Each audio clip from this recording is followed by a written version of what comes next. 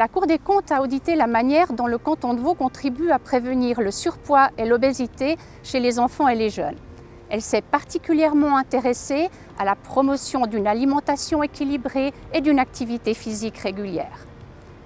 Aujourd'hui, un enfant sur 6 est en surpoids ou obèse en Suisse, et cette proportion tend à augmenter. L'obésité infantile persiste ensuite souvent à l'âge adulte. La Suisse ne dépense guère plus de 2% des coûts de la santé pour sa promotion. Les enjeux financiers à long terme liés au surpoids et à l'obésité sont pourtant particulièrement importants. Ils ont triplé entre 2002 et 2012 pour s'élever à près de 8 milliards de francs par an. La promotion de la santé constitue une priorité de la politique sanitaire du canton. Elle implique plusieurs partenaires publics et subventionnés. La Direction générale de la santé, la DGS, est chargée de la stratégie cantonale et de la coordination des activités. Elle collabore avec la Direction générale de l'enfance et de la jeunesse, la DGEJ, dans le cas spécifique de la santé scolaire. La DGS délègue la mise en œuvre de la majorité des activités de promotion à Unisanté ainsi qu'à la VASAD. Tant Unisanté que la VASAD sont des institutions autonomes placées sous la surveillance de l'État. La DGS soutient de nombreuses mesures, notamment en faveur des enfants et des jeunes.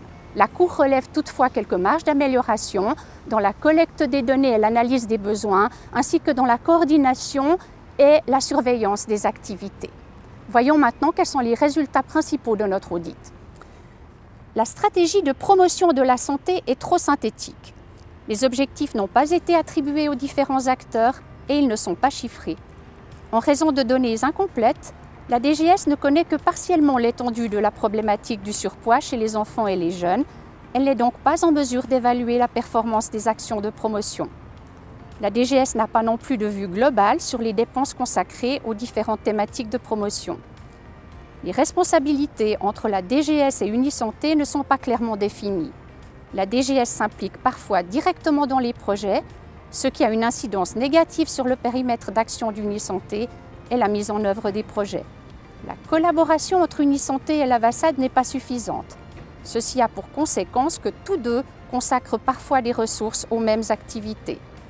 De plus, ils ne s'assurent pas systématiquement que les bénéficiaires des mesures sont ceux qui en ont le plus besoin.